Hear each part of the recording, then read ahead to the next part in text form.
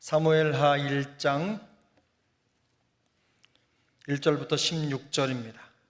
구약성경 463면쯤 됩니다. 사무엘하 1장 1절부터 16절 말씀입니다.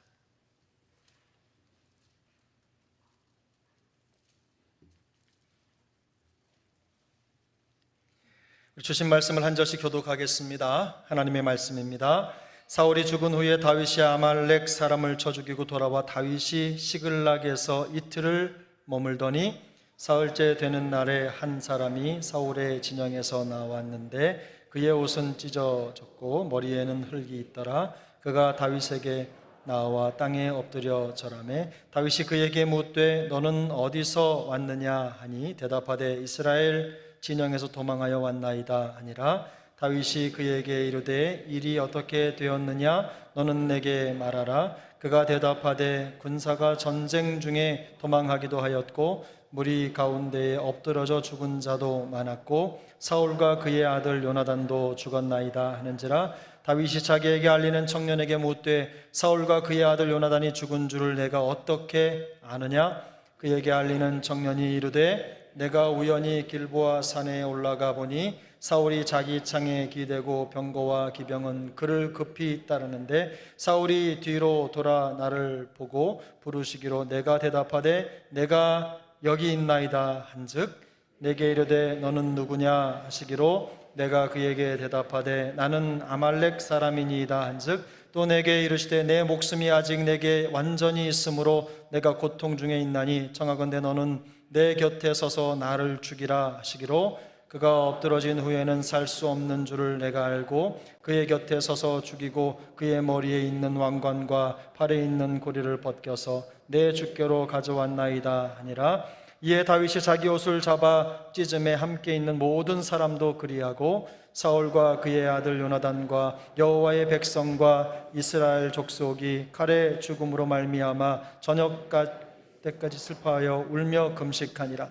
다윗이 그 소식을 전한 청년에게 묻되 너는 어디 사람이냐. 대답하되 나는 아말렉 사람 곧 외국인의 아들이니이다 하니 다윗이 그에게 이르되 내가 어찌하여 손을 들어 여호와의 기름 부음 받은 자 죽이기를 두려워하지 아니하였느냐 하고 다윗이 청년 중 한 사람을 불러 이르되 가까이 가서 그를 죽이라 하매 그가 침에 곧 죽으니라. 다윗이 그에게 이르기를 내 피가 내 머리로 돌아갈지어다.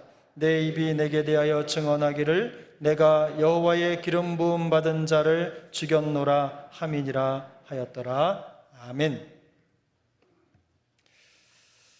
오늘부터는 말씀드린 대로 매주일마다 지난 2021년 3월까지 이어졌던 사무엘서 강해죠. 다윗에게 신앙의 길을 묻다 시리즈를 계속 이어가도록 하겠습니다. 오늘은 그 시리즈의 26번째 시간으로 함께 읽은 사무엘하 1장 본문을 가지고 슬퍼하며 울어야 할 때라는 제목으로 함께 말씀을 나누겠습니다. 오늘 우리가 읽은 사무엘하는 사울이 죽은 후에 라는 표현으로 시작을 합니다. 사울은 블레셋과 치른 길보아 산의 전투에서 전사했습니다. 사무엘상 마지막 장 31장은 사울의 죽음을 비교적 자세하게 묘사를 합니다.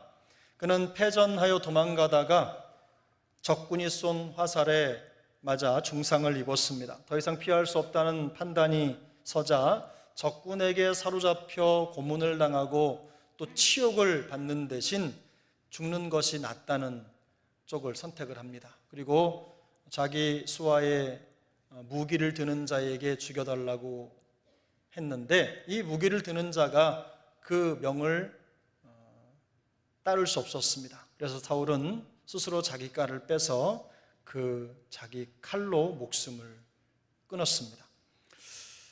바로 이때에 다윗은 또 다른 이방 족속인 아말렉 족속과의 전투에서 큰 승리를 거두고 돌아왔습니다. 이 아말렉 사람들이 다윗이 블레셋 땅에서 거주했던 네겝과 시글락이라고 하는 동네를 침략해서 약탈해 간 것입니다. 그러자 다윗은 그들을 따라잡아서 물리치고 빼앗겼던 것을 모두 되찾아 왔습니다. 상황이 좀 복잡하게 돌아가는 것 같은데요. 좀 이 부분을 정리를 해보면 이렇습니다. 다윗은 사울을 피해서 블레셋 땅으로 도망갑니다. 망명을 한 거죠. 자기 식구를 데리고 블레셋 땅으로 망명을 해 갔는데, 그때 블레셋 왕이 아기스였는데 아기스의 신뢰를 얻습니다. 그래서 아기스의 신뢰를 얻은 다음에 아기스가 다윗에게 블레셋과 이스라엘의 전쟁이 일어날 건데 네가 와서 참전했으면 좋겠다라는 제안을 합니다. 요청을 한 거죠. 다윗으로서는 거절할 수 없는 아주 난처한 상황입니다. 왜냐하면 이 전쟁에 참전을 하면 자기 민족에게 이 창을 겨눠야 되기 때문에 참 난처한 상황입니다. 그런데 다행히도 블레셋의 방백들이 다윗이 함께 싸우는 것을 반대합니다. 그래서 아기스는 다윗을 그가 있던 네겝과 시글락으로 돌려보냅니다. 그런데 문제는 다윗이 떠나고 없는 그 성을 아말렉 사람들이 노략질한 겁니다. 침략해 들어온 거죠. 그래서 모든 사람들이 잡혀가고 모든 것들을 가지고 가버린 겁니다. 사무엘상 30장을 읽어보면 이때 다윗은 울 기력이 없을 정도로 슬피 울었다고 기록하고 있습니다. 이후에 다윗은 전열을 재정비해서 이 아말렉 군사들을 뒤쫓아가서 그들을 크게 물리치고 노략당했던 모든 것들을 찾아서 돌아옵니다. 그리고 난 다음에 이제 3일이 흘렀다는 얘기입니다. 오늘 본문 2절에 보면 사흘째 되는 날에 라는 표현이 있는데 바로 그 전투 이후에 3일이 흘러갔다는 뜻입니다. 바로 그때 한 사람이 다윗을 찾아와 사울이 죽었다는 소식을 전한 겁니다. 본문 4절인데요. 4절 함께 읽겠습니다. 다윗이 그에게 이르되 일이 어떻게 되었느냐? 너는 내게 말하라. 그가 대답하되 군사가 전쟁 중에 도망하기도 하였고 무리 가운데에 엎드러져 죽은 자도 많았고 사울과 그의 아들 요나단도 죽었나이다 하는지라. 다윗이 블레셋 왕 아기스를 도와 참전할 뻔했던 그 전투에서 이스라엘의 왕 사울과 그의 세 아들이 한꺼번에 전사를 한 겁니다.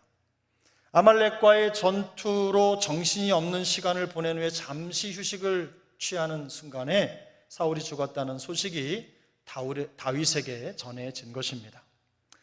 이 소식을 전해 들은 다윗은 그 백성들과 함께 슬퍼하여 울었습니다. 오늘 본문 11절 12절인데요. 이에 다윗이 자기 옷을 잡아 찢음에 함께 있는 모든 사람도 그리하고 12절 함께 읽습니다. 사울과 그의 아들 요나단과 여호와의 백성과 이스라엘 족속이 칼의 죽음으로 말미암아 저녁 때까지 슬퍼하여 울며 금식하니라. 다윗과 함께 있는 모든 사람들은 사울과 그의 아들 요나단과 여호와의 백성과 이스라엘 족속이 칼에 죽은 것 때문에 해가 질 때까지 크게 슬퍼하고 울며 금식했습니다. 한편으로 사울의 죽음은 다윗에게는 기쁜 소식입니다. 지난 10년의 도피 생활은 궁극적으로 보면 자신을 죽이려 했던 사울로 인해서 일어난 일이기 때문입니다. 광야에서의 모든 고생의 여정이 사울 때문에 생긴 일이라는 뜻입니다. 사울의 추격 때문에 다윗은 생활이 무너져 버렸습니다. 위험의 연속이었고 심지어는 자기를 환영하지 않는 이방 나라에 망명해서 살아야 하는 운명에 처한 것입니다. 하루도 마음 편한 날 없이 쫓기며 불안한 삶을 살아야 했습니다. 그가 모든 불안을 내려놓고 편안하게 살 수 있는 유일한 방법은 사울이 죽는 것이었습니다. 하지만 다윗은 사울의 죽음을 슬퍼합니다. 자신의 평생 정적이 없어진 바로 그 순간에 다윗이 기뻐하기보다는 슬퍼하고 울며 금식할 수밖에 없었던 이유가 무엇입니까? 물론 표면적으로 다윗은 이 전쟁을 통해서 사울뿐만 아니라 그의 영혼의 친구죠. 영혼의 친구 누굽니까? 요나단이 함께 죽었다는 소식을 직면해야만 했습니다. 다윗은 자기를 생명같이 사랑해준 친구 이 요나단 덕분에 여러 차례 죽음의 고비를 넘기고 지금 이 자리에 설 수 있었던 것입니다.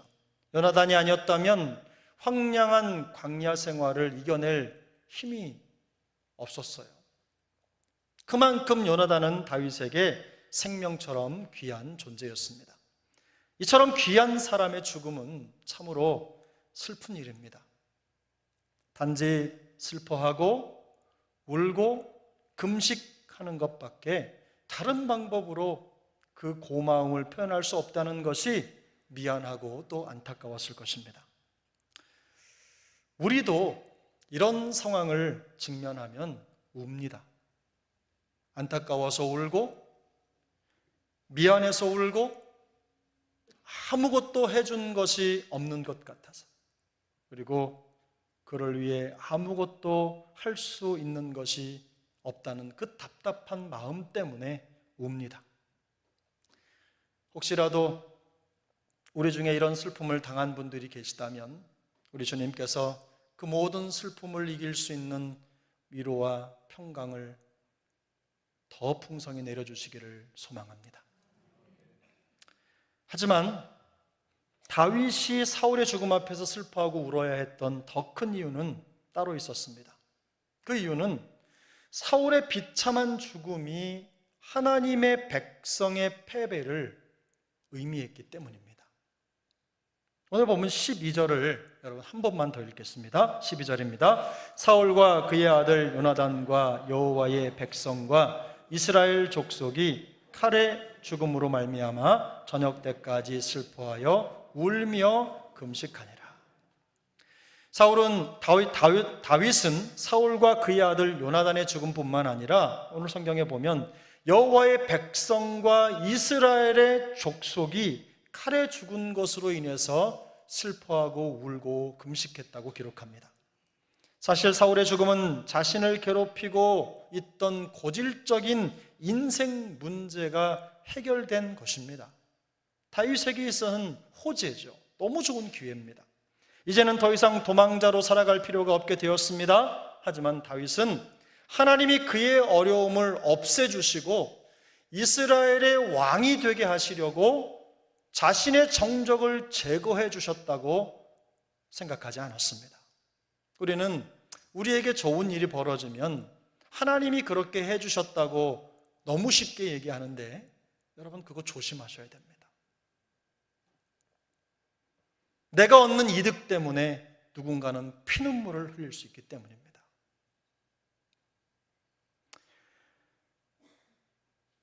반대로 다윗은 이 이스라엘의 왕이 비참하게 죽었다는 사실과 함께 그의 백성 또 그의 민족도 함께 멸망당할지도 모른다는 그 두려움 때문에 그는 슬퍼하며 운 것입니다. 다윗에게는 하나님의 백성, 하나님의 나라가 먼저였습니다. 또한 사울의 죽음은 하나님을 향한 예배의 위기였습니다. 다윗은 이 예배의 위기 때문에 슬퍼하며 울었습니다. 하나님의 백성으로서 이스라엘의 정체성은 예배에 있습니다. 하나님은 이스라엘을 예배하기 위해서 구원해 내시고 그들을 구별하셨습니다. 여러분 구약성경 출애굽기 3장 12절 말씀을 우리 다 같이 한 목소리로 읽겠습니다. 출애굽기 3장 12절입니다. 하나님이 이르시되 내가 반드시 너와 함께 있으리라. 내가 그의 백성을 애굽에서 인도하여 낸 후에 너희가 이 산에서 하나님을 섬기리니 이것이 내가 너를 보낸 증거니라. 하나님께서 모세에게 하신 말씀입니다. 하나님은 모세에게 명확하게 이 백성이 하나님을 섬기는 그것이 내가 너를 보낸 증거라고 말씀해 주셨어요. 이스라엘은 예배를 위해 구속을 받은 민족입니다. 하나님을 섬기는 예배는 그들을 죄의 속박에서 건져주신 가장 중요한 목적이었습니다. 이스라엘은 예배를 통해서 그들이 구원받은 하나님의 백성이라고 하는 증표를 내놓는 것입니다. 그런데 사울과 요나단 그리고 여호와의 백성 이스라엘이 칼에 죽었다는 소식은요, 예배하는 민족으로서, 하나님을 예배하는 민족으로서 그 정체성을 더 이상 지킬 수 없다는 것을 의미합니다. 그래서 다윗은 슬퍼하며 울었습니다. 사랑하는 여러분, 우리는 언제 슬퍼하며 울어야 됩니까? 물론 우리 개인적인 어려움과 고통이 있을 때 우리는 슬퍼하고 웁니다. 그러나 하나님의 백성으로서 우리는 언제 슬퍼하며 울어야 됩니까? 첫 번째, 우리는 예배를 드릴 수 없을 때 슬퍼하며 울어야 됩니다.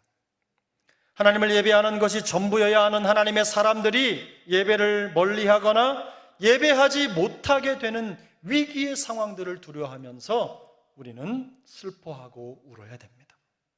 물질이나 환경의 어려움이 거의 사라진 이 시대가 우리에게 주는 신앙의 위기는 심각합니다. 은연중에 기도하지 않고 예배 드리지 않고도 잘 살 수 있다는 잘못된 신앙관이 자리 잡기 때문입니다. 과거에는 먹고 사는 문제를 해결해 달라고 불철주야 기도할 때가 있었습니다.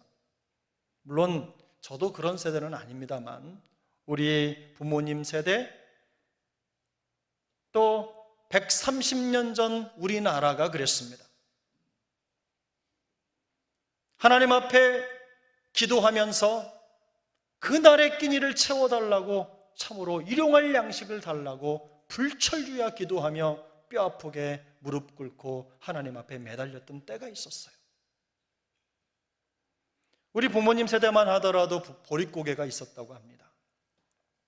매 끼니를 걱정하며 사셨던 그 어려운 시절에 시간 내서 하나님 앞에 나와 기도하고 간절히 예배하며 하나님의 도움을 구했어요. 그때 한국교회는 가장 뜨겁게 하나님을 예배했습니다. 가장 어려울 때 가장 뜨겁게 예배에 헌신한 겁니다. 하지만 그런 기본적인 문제가 대부분 해소된 지금 우리는 필사적인 예배의 영성을 잃어버렸습니다. 예배를 드리지 않는다는 말씀이 아닙니다. 여전히 예배하고 있지만 왠지 간절함이 느껴지지 않는다는 말씀입니다. 더 큰 문제는 어려움이 없어지고 난 다음에 주님 앞에 무릎 꿇어 예배하는 시간이 현저하게 줄어들었다는 데 있습니다. 간혹 지금 이 시대의 아픈 마음에 품고 예배의 회복을 위해서 기도하는 분들을 만납니다. 그런 분들을 만나면 참 도전이 되고 제 마음이 뭉클합니다. 자기 자신의 기도를 하나님 앞에 올려드리기도 바쁜 시간에 그거 제껴놓고 이 나라와 이 민족 위해서, 교회 예배 회복을 위해서, 교회에 기도의 불을 붙여달라고 간절하게 기도하는 분들을 만나면 마음에 큰 도전이 됩니다. 사랑하는 여러분, 우리는 우리 인생의 문제가 해결될 때 오히려 하나님과의 거리가 멀어지지 않도록 주의해야 됩니다. 어려움이 없어진 이후에 기도하지 않고 예배의 열정도 시들어 버린다면 그것이 바로 인생 최대의 위기를 맞은 모습입니다. 만일 우리 주변에 고난은 없지만 우리가 하는 속빈 표현으로 그저 잘 먹고 어려움 없이 사는 삶 살고는 있지만 기도하지 않고 예배하지 않는 영혼들이 있다면 그들을 위해서 슬퍼하고 울어야 됩니다. 예배 없이 기도 없이 잘 살 수 있다는 허망한 생각을 가지고 있는 사람들을 생각하면서 우리는 슬퍼하고 울어야 합니다. 우리 주님께서 우리 각 사람에게 그리고 우리 교회에게 이런 다윗의 마음을 허락해 주시기를 축복합니다. 두 번째, 우리는 말씀의 길에서 벗어날 때 슬퍼하며 울어야 됩니다. 다윗은 사울의 죽음을 알리러 온 아말렉 청년을 처형했습니다. 그에게 사형 선고를 내린 이유는 그가 하나님의 기름 부음 받은 자 죽이기를 두려워하지 않았기 때문입니다. 본문 14절 15절인데요. 우리 14절 15절을 함께 읽겠습니다. 다윗이 그에게 이르되 내가 어찌하여 손을 들어 여호와의 기름 부음 받은 자 죽이기를 두려워하지 아니하였느냐 하고, 다윗이 청년 중 한 사람을 불러 이르되 가까이 가서 그를 죽이라 하매 그가 침에 곧 죽으니라. 아말렉 청년은 다윗에게 자신이 사울을 죽였다고 거짓말을 했습니다. 우리가 이미 성경을 읽어왔다면 사무엘상 31장에서 사울이 어떻게 죽었는지를 알고 있습니다. 그런데 이 아말렉 청년은 자기가 사울을 죽였다고 고한 겁니다. 그러나 사울은 다른 사람 손에 죽은 것이 아닙니다. 그는 자신의 칼 위에 엎드러져서 스스로 목숨을 끊었습니다. 하지만 본문에 보면 다윗이 이 아말렉 청년이 이런 거짓말을 했기 때문에 그를 죽였다는 단서는 없습니다.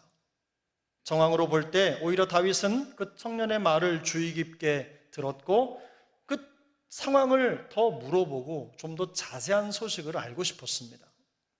다만 성경이 말씀하는 것은 다윗이 그 청년에게 사형 선고를 내린 죄목을 명확하고 분명하게 기록하고 있는데 그 자리 16절에 나와 있습니다. 16절을 함께 읽습니다. 다윗이 그에게 이르기를 내 피가 내 머리로 돌아갈지어다. 내 입이 내게 대하여 증언하기를 내가 여호와의 기름 부음 받은 자를 죽였노라 함이니라 하였더라. 아멘.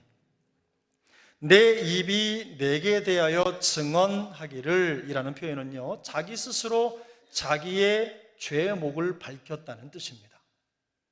다윗은 그가 평소에 가지고 있던 하나님 앞에서의 신학이 있었어요. 신앙의 원리죠. 절대로 어떤 일이 있어도 그것을 넘지 않겠다고 정해놓은 하나님과의 관계에서 지키는 나름의 신학이 있었어요. 그 신앙의 원리를 따라서 여호와께서 기름 부어 세운 기름 부음 받은 자를 결단코 해하지 않겠노라고 하는 말씀의 길을 가기로 결단합니다. 그리고 그는 끝까지 지킵니다. 그에게 2번 정도 사울을 죽일 수 있는 절호의 기회가 왔을 때도 그는 이 말씀의 선을 넘지 않았습니다.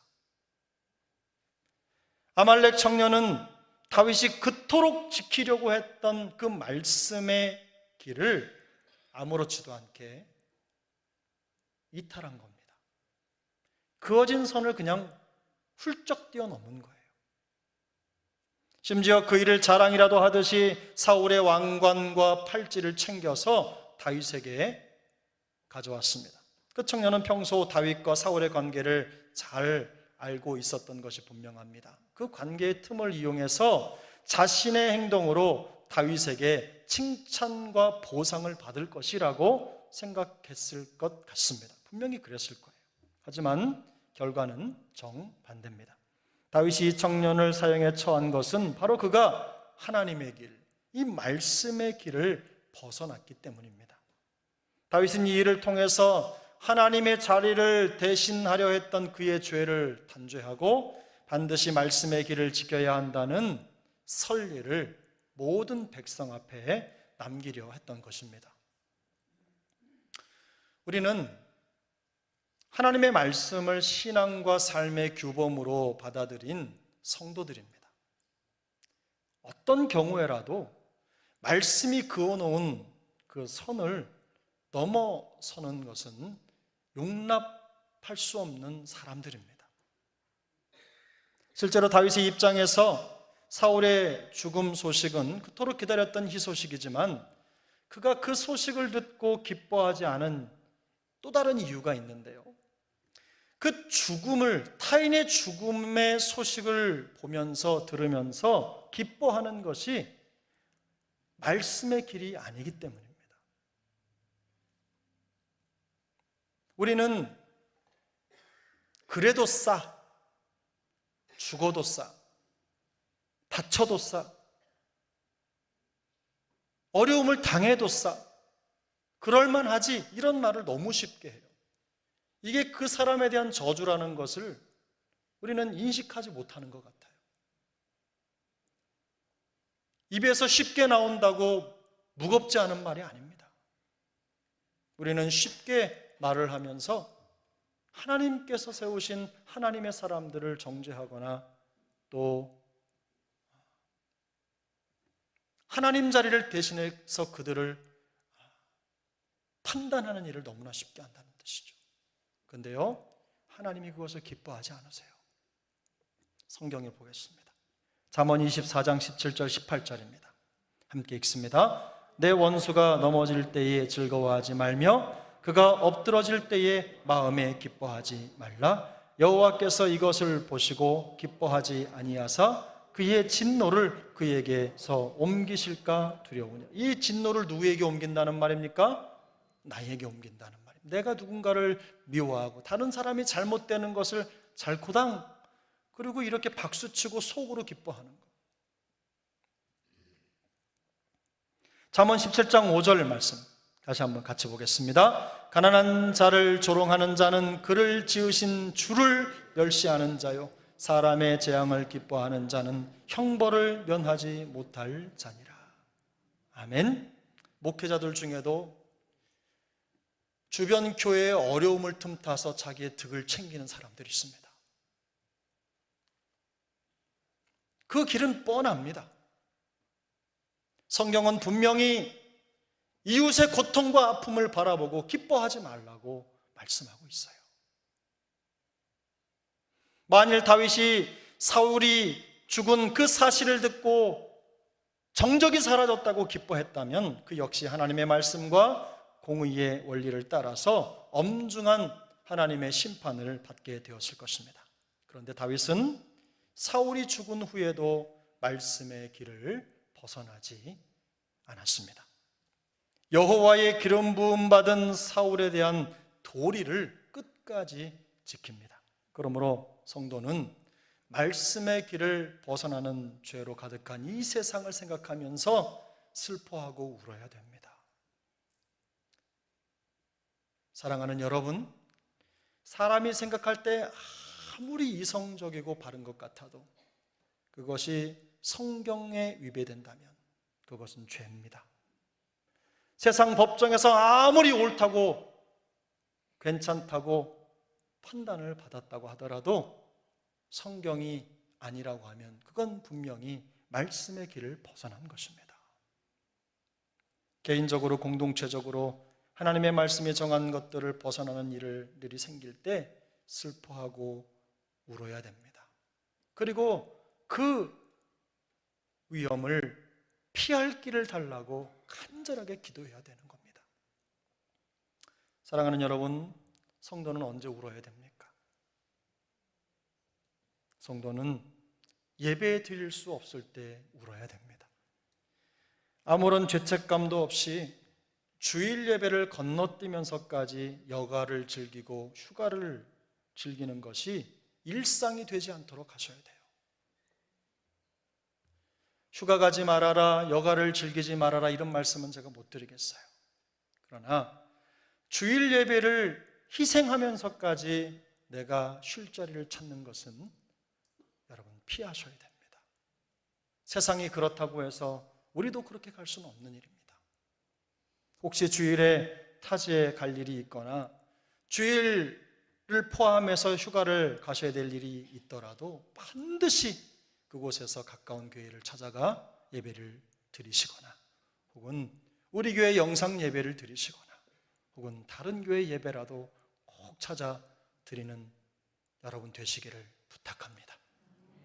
예배는 우리의 생명이며 전부입니다. 그리고 우리 가운데 하나님을 필사적으로 찾고 예배하고자 하는 그 예배 회복의 물결이 들불처럼 일어나기를 축복합니다. 코로나가 우리에게 안겨준 상처입니다. 예배드리지 않아도 잘 되니까 안 오는 거예요. 삶에 고난이 있고 어려움이 있고 힘든 일이 생기면 와서 기도할 텐데, 예배해서 은혜 받으려고 할 텐데 그렇게 안 해도 잘 되니까 안 나오는 거예요. 여러분, 그런 영혼들을 마음에 품고 기도하셔야 돼요. 슬퍼하며 울어야 돼요. 성도는 언제 슬퍼하며 울어야 됩니까? 성도는 말씀의 길을 벗어났을 때 슬퍼하며 울어야 됩니다. 교회가 언제부터 하나님의 말씀의 원리를 따라가지 않고 세상 회사나 직장이나 혹은 우리의 일반적인 원리를 따라서 운영이 될 때가 많아요. 그런데 여러분, 교회는 하나님의 말씀을 중심으로 정렬이 되어야 될 때 가장 안전합니다. 하나님의 말씀은 우리의 신앙과 삶의 완전한 규범입니다.